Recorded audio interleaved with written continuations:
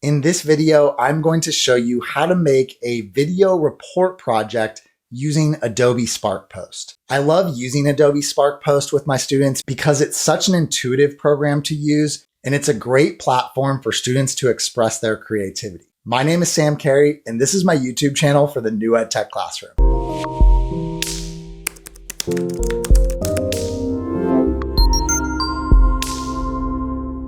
The first part of this video is going to look at the planning document that I use to prepare my students to create a video project. As with all the planning documents I show in my videos, you can go to my website at www.newedtechclassroom in order to download the document and edit it and use it as you'd like. And in the second half of the video, I'll go over the most important video creation features of Adobe Spark Post. To start, let's take a look at a few different clips from videos that students in my 6th grade humanities class made using Adobe Spark Post.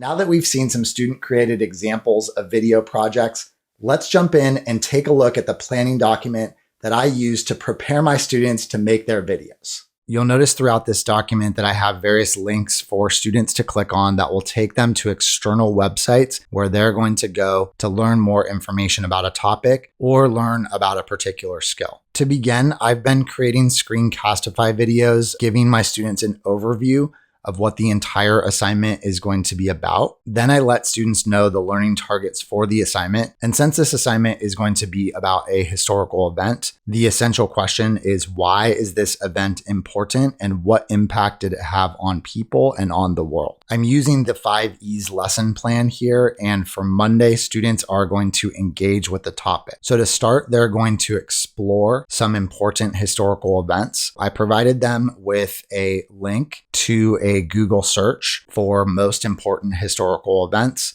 which took them to several different websites that they could explore. This is a pretty open-ended project where they could pick from any number of different historical events. On Tuesday in the Explore phase, my students did a mini lesson where they reviewed what it means to paraphrase or use direct quotes to record information learned, and then to be able to accurately cite sources. First, I included a link to a vocabulary video about paraphrasing. My students watched this video, then recorded one thing that they learned, and then gave an example of what it meant to paraphrase. Next, I included a link to an Edpuzzle about how to integrate direct quotes. And then lastly, I recorded my own Screencastify mini lesson, reminding my students how to accurately cite sources. On Wednesday and Thursday, I gave my students a choice board where they were able to go to different places to research their topic. As students were doing their research, they were looking for specific target questions. And you can see here that I had students practice paraphrasing and or finding a direct quote, and then also making sure that they cited their source. Then when students were ready, they started to make their video. So now let's jump in and take a look at how easy it is to make an awesome looking video in Adobe Spark Post. Once you're in Adobe Spark Post, to create a video, go up to Create a Project, choose Video, start with a title, which can be edited later. Then you can choose a template or you can start from scratch. I'm going to go ahead and click Start from Scratch. So now we're in the Creation Studio. On the right-hand side, you'll see that I can choose from some different layouts. I'm going to start with the full screen layout. Then at the top left, you'll see that I'm given an option to add either a video or a photo.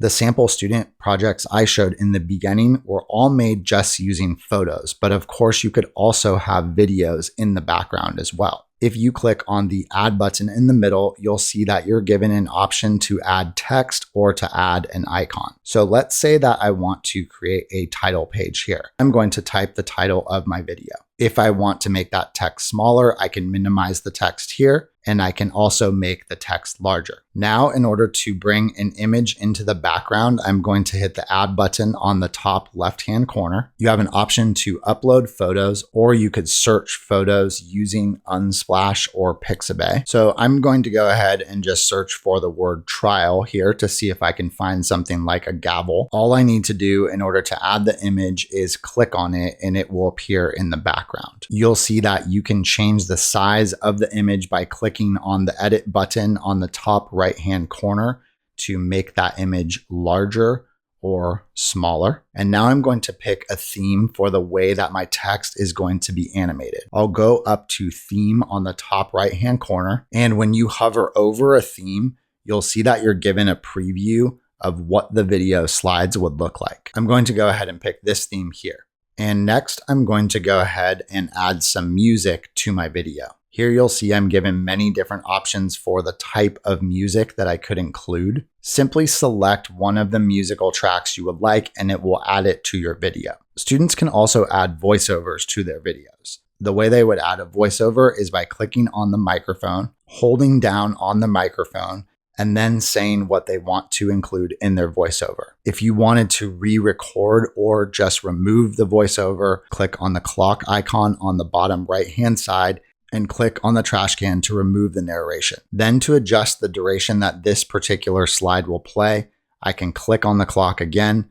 and make it either shorter or longer. And I like to recommend to students that the slides are relatively short. They should just be long enough for somebody to be able to read them, but they should move at a relatively quick pace. Then when I'm ready to add new slides, I'll click on the Add New Slide button on the bottom left-hand side. Let's look now at what a different layout would look like a split screen. Here I'm going to add an icon on the right-hand side of the screen. You can see that there are also icons for my search term trial. Then on the left-hand side, I'm going to add some text. Again, I can make that smaller or bigger, rearrange where the text is on the page, and then I'm going to shorten the duration of this slide and add a new one. Here I'm going to add as my background image a picture that I already have on my computer, and then I'm also going to add some text over the top of it in order to answer the question from the previous slide. Okay, so now that I have 3 video slides created, it's going to look more like a video. So let's preview and see what that looks like now.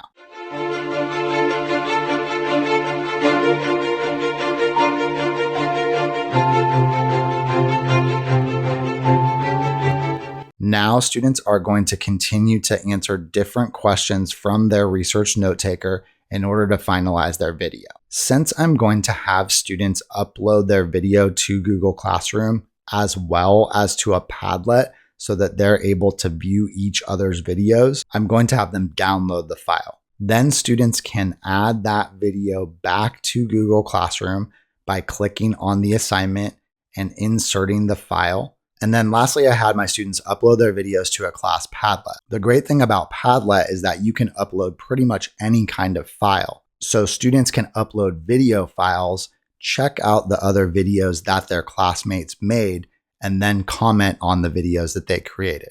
And then for the final piece, students are going to reflect on the work that they did. They'll think about what they enjoyed about the project, what was challenging, what was an important fact they learned, and then lastly, what was the most important skill they learned. If you have any questions about how I've used Adobe video projects with my students, please ask in the comments below. Thank you so much for watching my video to the end. If you found the tips that I shared helpful, please share it with other teachers that you know, hit the like button, and subscribe to my channel and hit the notification bell to make sure you don't miss any of my weekly updates. You can also check out some of the other tutorials I have on my channel by clicking on one of those 2 videos above. And if you're interested in downloading any of the resources that I've created and show on my videos, please visit my website at www.newedtechclassroom.com. Lastly, if you want to check me out on social media, my Twitter handle, Facebook page, and Pinterest account are all in the description below. Thanks so much and have a great week.